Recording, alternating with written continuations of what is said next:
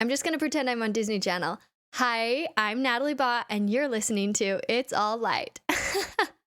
Anyways, today, you guys, this is a Chat with Nat episode, and I'm so excited. We're talking about one of my things I'm so passionate about, and that is traveling with a subcategory of of art history because I feel like those pair up well for me, as well as eating amazing food. So that kind of goes to my reasoning of why do I love traveling and why do most people love traveling? I feel like it's a general assumption that most people like traveling. I do and have met some people who don't love it. So y'all can listen in or skip this episode.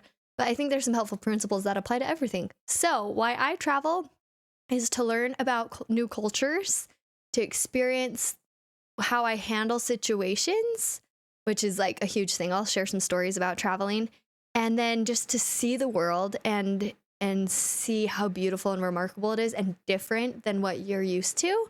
And then food, obviously, and then art history for me, going to see paintings and sculptures and things that I've studied about and learned about and love.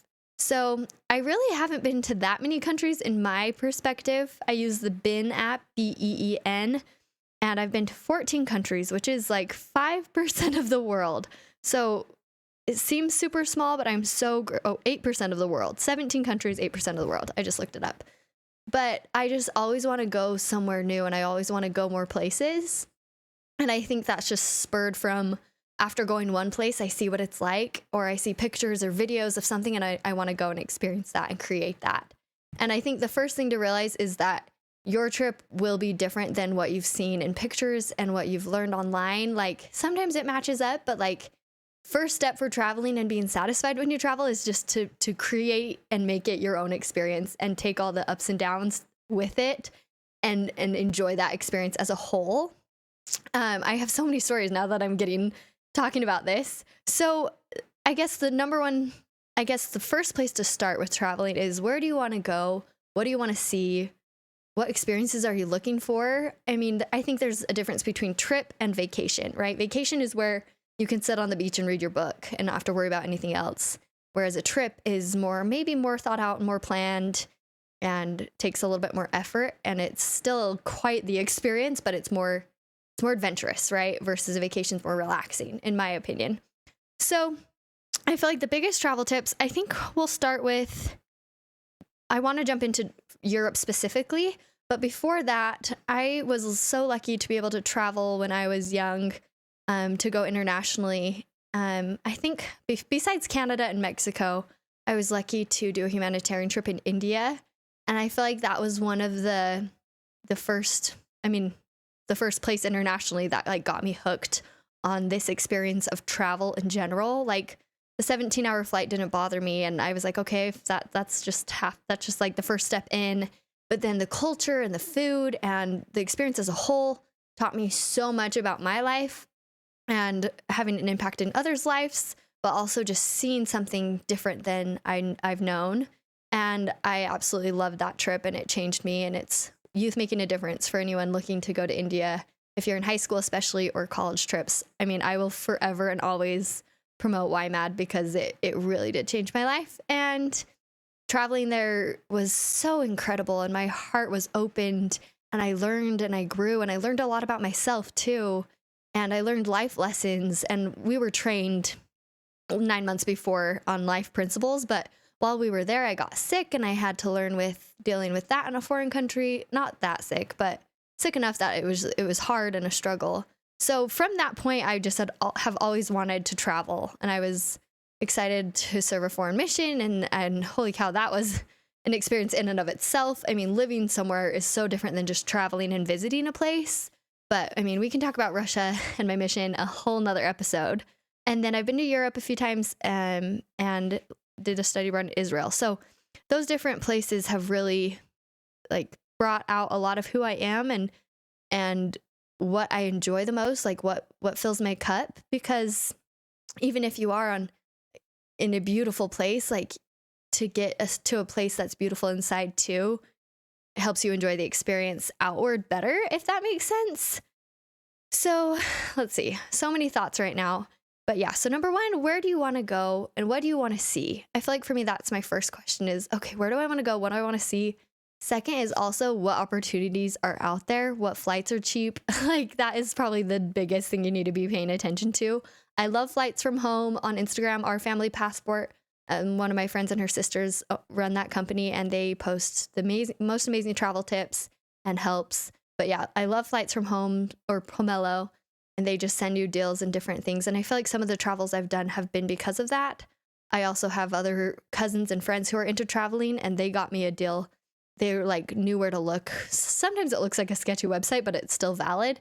And I had found flight from Salt Lake City to Amsterdam for like 230. So just being aware and like doing some research about where to find flights, or buy on an incognito tab on a Tuesday at 5 a.m. Like there's so many little things you can do to maximize cost for flights in particular. And I feel like flight is always the first step for me, because then it's just like the exciting point, and then from there you can get more excited about planning it. But yeah, flights are sometimes tricky, but I would just start like expanding your resources and looking, and then kind of see what opportunities of places come up, and maybe that can guide you. Like for me, I guess I have ideas of where I want to go, but at the same time it's like, oh, if a flight opens up to Denmark that's like half off, I might go visit Denmark. For me, I don't have set places I really want to see besides Africa, and that will be whenever, but it's more of like taking opportunities as they come. But also budgeting, like traveling, really, it can be expensive, but I feel like I've written some tips that can help you maximize cost for your trip. And I know there's lots of other people I've been talking to, and I want to share their tips as well. So I'll probably do another like 10-minute segment reading off their tips and tricks, but this one's just my thoughts and experiences for now. Okay, so let's see, we've talked about why you want to travel, where you want to travel to. And sometimes for me too, it's like certain art pieces and artwork that I've studied I want to see. I could base a trip off of that. But I don't know. I think for me, it just is kind of a picture I've seen, or a book I read, or like, picture books at Barnes and Noble of places to travel to, or looking at that travel wall and saying, oh, wow, I would love to see that. And you're naturally drawn to certain places, right? Like for me, I've always wanted to go to Africa since I was so little, and I haven't been yet, but I know I will get there. And I want to go on a safari, and I want to meet the African people, and there's just so many reasons why. And so I naturally feel drawn to that place, and I'll get there. But it's a matter of creating and finding that right time and right opportunity, and money too, right? Like, what are you putting your money toward? Like, maybe I need a new car instead of traveling this year, like, so there's so many factors that go into it. But just ask yourself, like, what gets you excited about traveling? And maybe that is even to a different state. Like, I'm finally am going to Chicago for the first time, and I'm so excited. Like, that's a foreign place for me too. There's so many art museums. Like, I'm ecstatic. So travel can really even be 4 hours south, go to Zion and view a national park. Like, traveling doesn't have to be international is what I'm trying to say. But I'm going to focus on some international aspects for travel tips, just because that's, I feel like, where people need the most guidance and help.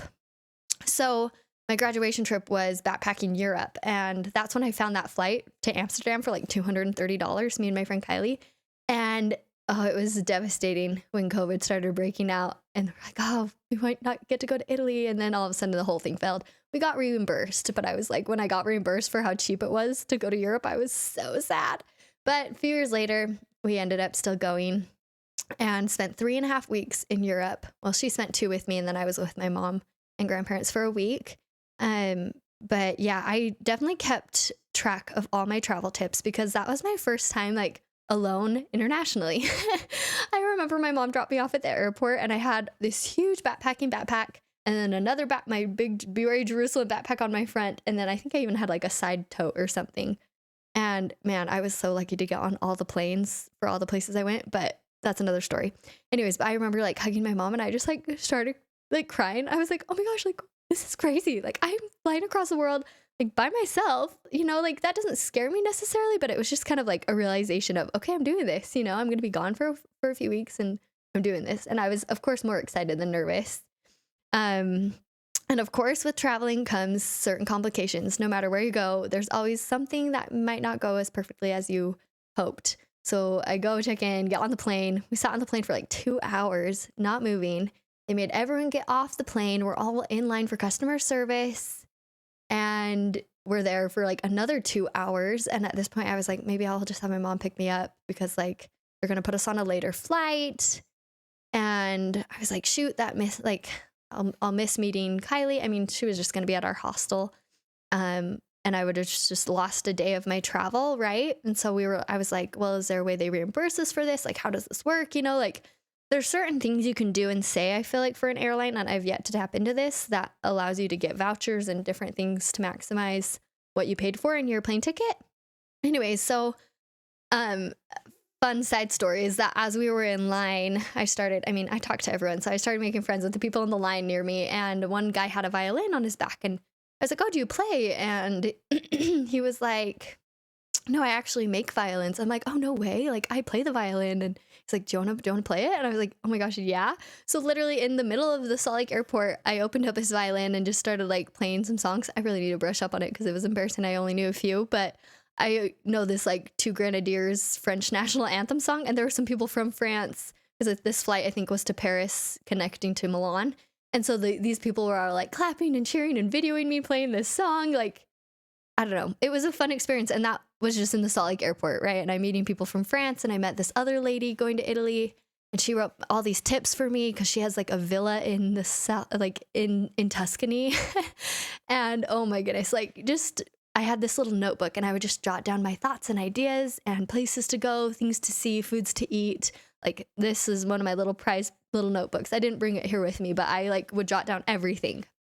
And we had a loose itinerary as well. Okay, so yeah, back to the airport story, and then I'll dive into that. So playing the violin in line, finally get to the front desk. They're like, yeah, we can just bump you on a flight later. And I was like, oh, that means I have to have my mom come pick me up, go back home, and then go back to the airport and fly. And so I'm walking out of the airport, and I see another gate flying to Amsterdam. And I just went up to the front desk. It was KLM, which is associated with Delta. And I was just like, hey, I'm supposed to fly to Paris tonight, but that flight just got canceled. Any way you can get me on this flight and connect me to Milan? And it was a miracle. They were able to do it. I just handed them my ticket, and they like typed in their computer and got me on that flight. I was like, no way. It was a red eye, I think.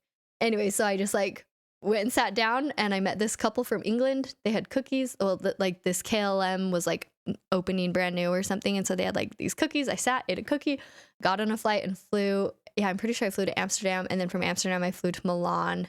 So I got to Milan pretty late, and I just had my huge backpack, and I was by myself, and I had to just talk to people and figure out, okay, how do I hop on the metro to get into the city? And then like I had like a travel plan for my phone. So if I used my Wi-Fi, it would only track it for that day. That's another tip we can talk about. But yeah, so I just kind of used the Wi-Fi to map it out. And then if I could avoid turning on Wi-Fi in the city, I would, or turning on my data. Anyway, so I was able to have a nice lady help me hop on the right train, get into the city. I'm like walking past the Duomo. I'm like, this is insane. And then I found the hostel where I met Kylie, and it was so fun just to meet her there. And she had bought pizza, and it was like the best pizza ever, even though it was like cold. It was just still so good. And I was so happy to be there. The hostel we stayed at was so cute. So that's travel tip number, I don't know what number on, but just hostels are super effective. Especially, I don't know how it would be if you were like a husband and wife traveling, or boyfriend, girlfriend, whatever. But for two girls traveling together, they were safe. I mean, do your research, but it was safe, clean. Great place to meet. Had Wi-Fi in this little study lounge that she was working on some things. We were able to FaceTime our moms, let them know we made it safely, you know. And she had come from London, I believe, because she was visiting a friend. So then we just met in Milan. But yeah, so the Hostel World is the app that we downloaded and found this place, and pretty inexpensive. And then there's certain options. You can have like, sometimes they do have private rooms. It's more hotel-like, right? But then they have like a room for 4 or a room for 6, and you can do co-ed if you want, or just girls, you know? So we got a room of 4, and there were 2 other girls in it. I think one of the girls worked at the hostel, so she had all her stuff in there. But yeah, and then they have lockers, and sometimes you need to bring your own key, but you can like put your valuables. I think I had my laptop with me. Yeah, I had my laptop with me. So if we were going out in the city, I'd just like lock up my laptop and sometimes hide my clothes under my pillow, or I don't know, little things like that. But in a room of 4, it wasn't bad. And there's shower and bathroom and stuff like that. So that was our first night. I think we actually had 2 nights there, and we kind of like caught up on jet lag, slept in, and then had a few days in Milan. Okay, so now to the city part. So that's kind of logistics, flying, getting there, phone plan, call the company and get on an international plan that's like if you use it, it charges you $10 for that day. Or you can pay $100 a month and I see I shouldn't have done this episode without being prepared, but it works out. Just look at your phone plan, and I think paying, depending how long you're going to be gone, pay for like daily $10 and try not to use it every day. Like you can plan, there's Wi-Fi in so many places, cafes everywhere. You can plan and do things off on Wi-Fi and then not have to use your plan at all. So there are ways around it and to make it cost effective that way.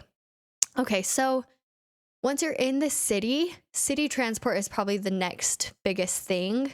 Yeah, there's taxis and Ubers too. Like for times when we needed to get to the airport or to a train station early for a train or flight, we would take an Uber or walk, depending where we were. But the buses in Italy, it's a little harder to figure out how to pay for them. Some you can pay for when you're on the bus. Some you have to buy a ticket beforehand. Truth be told, sometimes we were like trying to figure it out and just hopped on and no one questioned us or asked for a ticket, and we just got to a few different places. So, fill it out, but also like, I mean, we were trying to figure it out, but I mean, sometimes you have an excuse, you're in a foreign country and you don't know where to buy the ticket or how to buy the ticket or what to pay. And like, we always were able to pay if there was a case where someone was like, oh, you don't have a ticket, blah, blah, blah, you know? And that goes for train. Okay, no, it doesn't go for trains as well. Buy your train tickets, but I have another story about if you need your train ticket changed. We'll get to that later on in our travel story. So yeah, there's traveling around the city. We did have a loose itinerary, which was super helpful, and research food you want to eat too before, and maybe even just talk to locals and ask like, hey, what are some great restaurants? And sometimes we would even just like pull up our Google Maps and say, okay, like what has good ratings and reviews, and just go try something.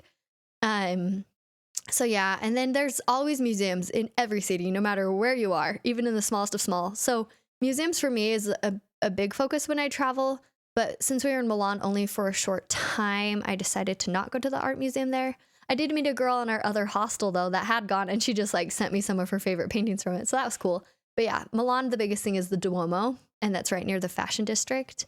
But the Duomo is this huge, giant cathedral. And so I did actually pay and do a tour of the roof and the underground archaeological part of that cathedral. And that was incredible. And I just did that by myself because I think Kylie, she was in her like finals week. So I think she was working on a paper or checking something else out in the city. And I just went and did that tour by myself. Like I was really confident walking around and being on my own, and confidence goes a long way when you're traveling by yourself, especially like when I was there at night, getting to the hostel, you know, like you just have to think about, okay, like what's the smartest move in this situation? Like, yeah, walk on the busy road, be by people, you know, like you can catch the vibe of people when you ask for help, you know? So from there, we took a train to Verona. And so I think we bought most of our train tickets on the go, which I kind of recommend looking ahead of time, the general schedule of trains and the general pricing beforehand, just so you're aware and you can kind of map it into your itinerary. But you can usually buy it on Wi-Fi the night before, and the price doesn't really change that much from my experience. And I also am not the most experienced traveler, so maybe you've heard otherwise. But from what I learned, we were totally fine doing that. And like going through my expenditures at the end of the trip, it didn't seem like a ton. So we took a train to Verona, and that city we weren't sleeping in. And so we like Googled on our phones. I think we went to a cafe, used their Wi-Fi, found a place to go store our bags for the day, so we didn't have to carry them around as we went through the city. And then we kind of like looked up, I think beforehand I had made notes of what I wanted to see in that city. So Verona is the Romeo and Juliet city. And so we went to Juliet's museum and Letters to Juliet and did all that fun stuff. And we loved Verona. Oh my goodness. Cutest city ever. And there was like another museum that we didn't have time for because I think we had to catch another train to Venice, I think. Oh man, I should have my itinerary right by me. But yeah, so a lot of the time we would maybe buy two train tickets at a time from one place to the next place, like a few days in advance, and that worked out really well. And then there's always options of leaving your baggage somewhere if you are not spending the night in a city. And then just kind of having an idea of, okay, we want to maybe get pizza at this place and then go walk around this place and then come back. And I feel like the more flexible, the better, because then we could just go explore and walk around. And we ended up planning another day back in Verona because we were like, oh, we want more time here. And they were doing a day where all the museums were €1. So we're like, okay, we'll just come back on that day. And it worked out with our traveling. So from Verona, we went to Venice and stayed in a hostel there. And it was an awesome, awesome hostel, like almost like a hotel. And that room, I think, was 4 to 6 girls. And it was really nice, really awesome. These girls travel solo, most of them from Europe, from Tunisia. Like, it was really cool to meet them. And then we spent a day in Venice and I had to kind of pick and choose certain museums because we didn't have multiple days there. So I kind of just chose like a painting I really wanted to see, and I stuck with that one and that one museum versus seeing all the museums. And then just kind of walked around and explored. A pigeon chased me and tried to eat my gelato, and it was really scary in Venice. Anyways, so I'm just going through kind of step by step, trying to remember like certain tips as I traveled throughout Italy. But yeah, the train transportation is wonderful. Once you're in the city, like we were trying to get to the train station from after walking around. And I think you can just Google it and map it out. And I remember asking people, but mainly we would just use our phones and map it out and then just know where to go from there. So back to the train station to Venice. Venice, we like the night before mapped out where we wanted to go, what we wanted to do to maximize our time. And then went out and did that and then had that night there. And then we met up with my Italian exchange student, Chiara, and her mom in Padua, which is a city nearby Venice. And we took a train to there, which is kind of in between Verona and Venice. And they picked us up and drove us to their house, which was way up in the mountains in Trentino. And it's called Deno. Anyway, so that was so cool that we got to go explore northern Italy, like near the Dolomites. And it was freezing. Kylie and I were not prepared for how cold it was in end of March, beginning of April. So, definitely check the weather before you go, which we did, obviously, but like I didn't connect all the dots all the way. Anyway, so yeah, so that was amazing. Find connections, people. It's so nice to go stay with people. We were able to do our laundry with her and spend time with them. It was also conference weekend. We were able to sit and listen to a little bit of conference and take like a breather from running around. And then from there, I think we went back to Verona.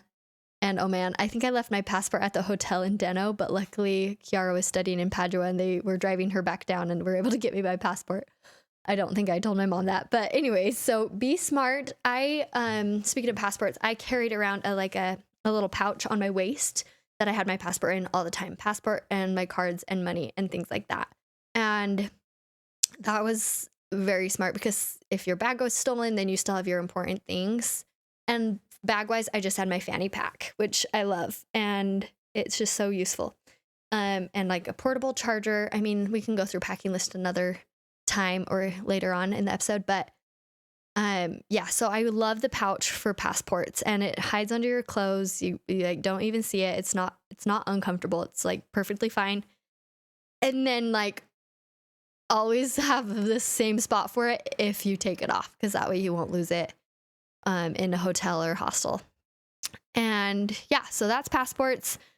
Traveling. We contemplated renting a car, but never ended up doing that because the train systems are so awesome. And then the bus systems kind of ask around and they're not too difficult to figure out to get from place to place. So from Verona again, we spent another day in Verona and went to all the museums, and it was wonderful.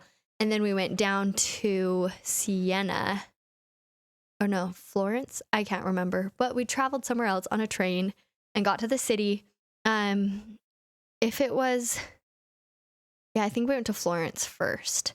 So yeah, from there we went to Florence. And Florence, we had booked more of a hotel, and we had booked this one like a week or two or more in advance when Kylie and I were planning our itinerary and our trip. and what days we were going to be where. And that one we had booked prior, and it was a hotel room near Florence, like right near the city center. And that one was perfect. It kind of seemed like a sketchy area right by the train station, but like super locked door. We were able to buzz in, get our key. It was like up some stairs. And we like, the Wi-Fi wasn't the best, and sometimes there was like loud people around us, but generally it was a great spot. We stayed, I think, for 3 nights there because I knew I wanted to be in Florence the most. I talked to my art history professor beforehand, just to make sure I was seeing and doing all the things in Italy, and she was so helpful, and I can share those notes as well. But yeah, I knew I needed to see so many things in Florence. There's so many cathedrals and churches and chapels, and then the Uffizi Galleria and Michelangelo's, David, like so many amazing things in Florence. And so we made time. We had good time there, and we kind of mapped them out day by day. And like beforehand, we had looked into tickets for Michelangelo's The David, as well as Duomo tickets. And like there's a pass where you can go inside and walk the Capellini, the bell tower, and walk around the top of the Duomo in Florence. And then it was nice because we kind of jam-packed a few things in the first few days, but then we still had like one more day that we could just kind of go explore. Like once we got a feel of the city, like then we knew where we wanted to go back to or where we wanted to explore new. And I can give specific notes for specific places. If you reach out to me, like for Florence, there's a really awesome like indoor food court, food market type thing. That was so awesome near the other shopping market. And I mean, museums I could go on to for days and what you need to see. I think I spent 4 or 5 hours at the Uffizi Galleria. It was incredible. I love Raphael and Michelangelo and Da Vinci. Like so amazing. So amazing. Italy's definitely up there. And the food was really, really awesome. I will say, if you're super into food, I mean, obviously Italy has the best pasta, but France impressed me more with their food. I don't know if I'm going to offend people by saying this, but the food in France, like if we were just running on the side of the road and stopped and got a sandwich, like the bread and quality of that food in France seemed so much tastier than it did in Italy. If I was just running into a place on the side of the road to get like focaccia or something, those weren't as impressive to me. But like the pasta in Italy, every pasta we had was delicious, right? And so that was super fun, just trying new things, trying new foods, right? But yeah, that was just my own side insight. Back to, I lost my train of thought. Well, back to just traveling. Museums help plan the itinerary of your day. I think it is helpful to research amazing places. Sometimes it's hard because if it's like a super famous place and it's expensive and probably hard to reserve and things like that. But some are totally worthwhile checking out based off of like what influencers have posted about.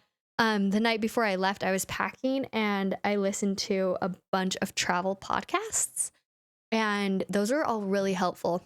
I felt like it like sparked me off onto knowing how to travel better, and I can post some of those, and some were specific too. What's his name? He has an app, Ryan Stevenson or something. Rick Stevens, that's it. Rick Stevens has amazing resources and an app, and you can just download them. So that's what we did for Michelangelo's David at that Galleria. We just downloaded this tour from Rick Stevens and walked through the whole museum with his tour, which shows you more things than just David, but it also walks you through so many other things. So it's kind of like a tour guide on your phone, and you don't have to pay for a tour guide. Sometimes we just stood by tours, and that was we just would like hear little things, but then you're not like super rigid. You can spend as much time or as little time as you want. We did book a tour for the Last Supper. Oh my gosh, I can't believe I forgot to mention the Last Supper. That was incredible to see. And that one we had booked online a lot in advance because it's hard to get tickets for that sometimes. And we just went in with a tour group, and she taught us, and that was it's always good to have a guide there. Even though me thinking I know a lot of things, like there's so much that you can learn from tour guides, and there are ways you can do it so it's financially available. So yeah. Oh, big tip for just all these cities, go to a grocery store for food, and then you only eat out like once every few days, and then you can eat out at better places. And then you can get snacks, but at the grocery stores in other countries are so much fun, and you can get easy things that you can pack and store away, and like just peanut butter on bread, and like little things that sustain you as you run around the city, but also like then you're not spending as much money on food eating out for breakfast, lunch, and dinner. Like going to buy some yogurt and granola like goes a long way. And then another tip I wrote down was make sure your card doesn't have foreign transaction fees. Mine did. So I brought euros as well. Like I exchanged money for euros, and that was super helpful because then you don't get those fees. But I mean, cards are just so much easier and accessible. So find a card that doesn't have foreign transaction fees. I said get a backpack that rolls. So I had my like backpack on and would just stuff everything into it. And then I had my other huge backpack that I'd fit maybe toiletries and my laptop, different things in. But that would get heavy, you know, 2 things weighing on your shoulders, probably like 80 pounds. Okay, not that much, maybe 50, 40 to 50, 30 to 50. I don't know. But if you got like a backpack that was like, you could wear as a backpack, but also had wheels to roll, 100% do that. And kind of check some of the airlines before if you're flying from country to country, because sometimes they won't let you on, but like I was just so lucky and they let me on with this huge backpack as my carry-on and this other backpack as my like purse. Anyways, I got super lucky. But yeah, backpack that rolls if you're going for a long amount of time. My other thing was book through the website airline and get loyalty points. That's also big if you're traveling a lot. Stop at hotels to charge your phone if you don't have a portable charger, or if it's dead or something. Like most hotels, if you just like say, hey, can we just sit here for a second and charge our phone, they'll let you. And some are really nice hotels, and you just kind of make friends, right? I did say buy train tickets ahead of time. Okay, so backtrack what I said before, maybe look into that beforehand. It kind of tightens up your itinerary a little bit, but it was probably the most cost effective. I have a few other itinerary links that I can post in the show notes that I researched and were very helpful. It was also amazing. In the middle of Florence, I ran into a friend from high school. He was my sister's friend and his wife. And it was just like amazing that we ran into them in the middle of Florence. And he sent me their itinerary, and it is incredible. And it kind of had like every day kind of mapped out with like where they wanted to eat and try, and the notes and what they did and what museums and when and how they bought their tickets and literally every detail. And so I could even make that into a template. Thank you, Benson Killpack and Mimi. Anyway, so that's also helpful. Definitely have a loose itinerary or a strict itinerary before you travel foreign. I think that's super helpful. I mean, I guess this is Europe specific because that's really all I know. But yeah, I highly recommend Hostel World, the app. That was super helpful. There's certain train apps that we had in Italy specifically, so kind of research what apps would be most beneficial. There's certain trains in certain countries.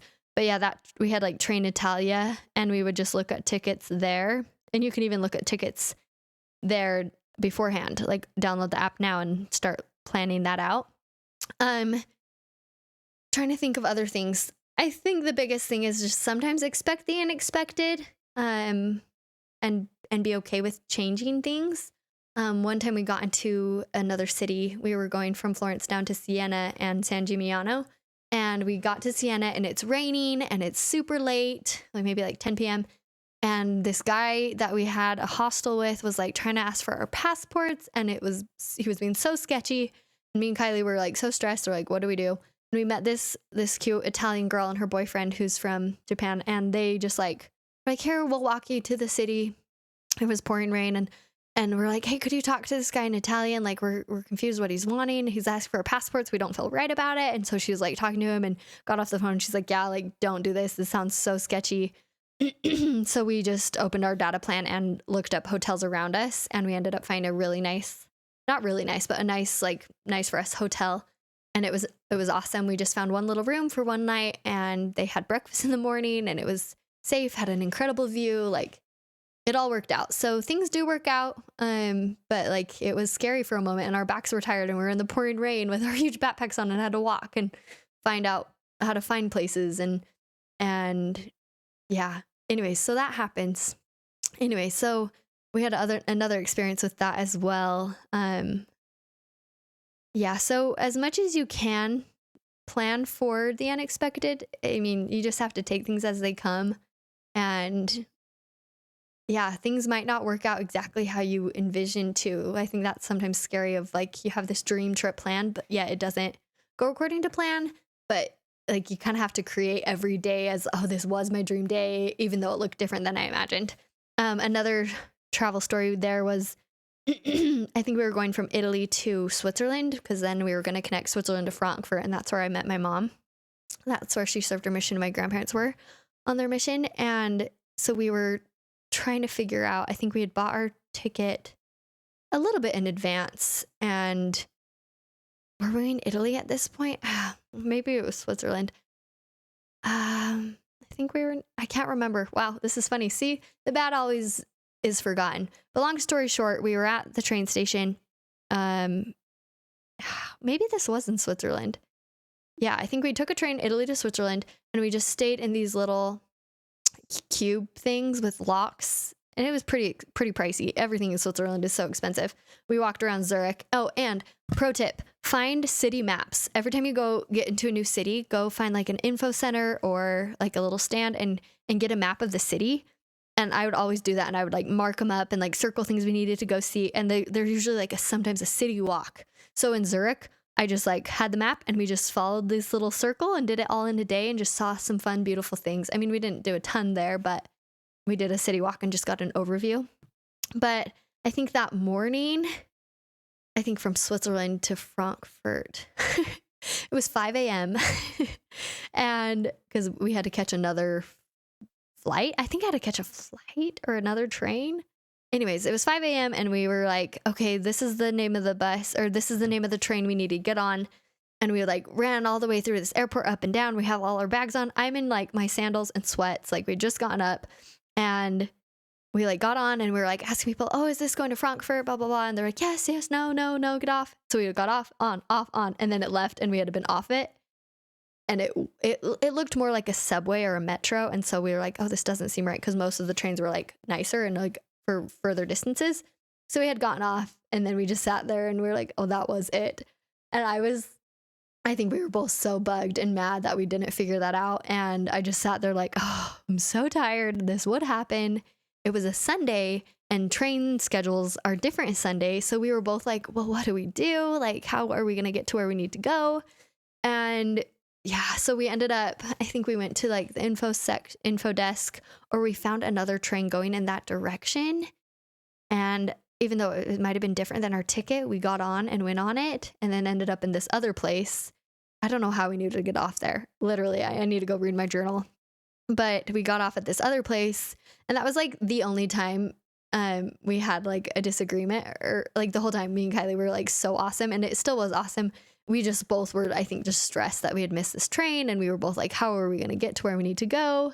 And so we kind of separated for a minute. She went to seek help somewhere, and I think I just went and sat down, and it was so cold, and we're in some random town, and I think we were in Switzerland or Germany at this point, one of the two. And Kylie saved the day and found someone to like stamp our tickets and give us a new path to where we were going. So our tickets would still be valid on the train, even though it wasn't the original train we were supposed to be on. And then we ended up getting on the right train, making the right connection, because some trains have different connections to different cities, right? And we were able to make it to Frankfurt, and that's when we parted ways. And she went from there and took a bus to Amsterdam and then flew home. And then I went and met my mom, which was another time of just traveling by myself. Also, I miss you, Kylie, if you're listening. We also went to Cinque Terre in Italy, and that was incredible. And Pisa. Highly recommend those places. Okay, so fast forward, after Zurich, we're in Frankfurt. I said bye to Kylie in the train station, and then I'm by myself. And I walk out into the Frankfurt city, and it's like midday. It's like morning, I think. And I was asking this girl to help me try to buy a bus ticket. My grandpa had sent me instructions to get to the church where I was meeting them. And I was like, okay, I'll go get on the metro. And I like go down this like underground way And it was the scariest thing of my life. It was not the right place. It was just this creepy underground thing. There was like these crazy druggies, and I just like was terrified and ran back up. And then there was like some lady going to the bathroom. Like it was bizarre. And I'm like, oh my gosh, what did I just see? Like it was awful. So I ran back upstairs to like broad daylight and people around me. And I like kind of asked these other guys and like followed them back to where I came out of in the train station and realized there was an escalator inside the train station that took me to the right underground metro. And I got on there and I still was like so confused which direction I needed to go on. Luckily, I let intuition carry me and I just kind of like followed my thoughts and got off at a certain stop, and it ended up being the right one. And I went up to the city, hopped on another bus. Somehow I knew what bus to get on. I think I'd typed it in my phone too, and finally made it to the church. And I was like so gross and scraggly. And I went and freshened up and got ready. And then from there, I was with my mom and grandparents and a car and place to stay, food to eat. And then Germany, Netherlands was wonderful and beautiful. And a different change of pace. I wasn't in control of what we were doing all the time. I was more along for the ride with my mom and grandparents. And I turned 26 and it was lovely. Pro tip, if you're in Germany, really anywhere in Europe, go to a bakery in the morning and just indulge. The bakeries there are amazing. We went every day and I love bakery food. Castles are amazing in Germany. So many cities. I can do city by city base for Italy and Germany. And the Netherlands. The Netherlands were amazing. We saw Kuchenhof, the tulip festival, and I absolutely loved it. And any chance you can get to build a connection with someone who has a house somewhere or people from that culture, the better. So we stayed with a Dutch couple, and that my aunt's husband knew and served his mission with and met his girlfriend. Anyway, so crazy story. But this Dutch couple hosted us in their house, and they would make us Dutch food every night, and they showed us some Dutch culture. We got to go on little bike rides. Everyone has a bike in the Netherlands. Everyone has like 5 bikes in the Netherlands, and it's incredible and beautiful. And the food is amazing everywhere. And yeah, so for me, I just love experiencing what it's like to live there, even if it's just a few days.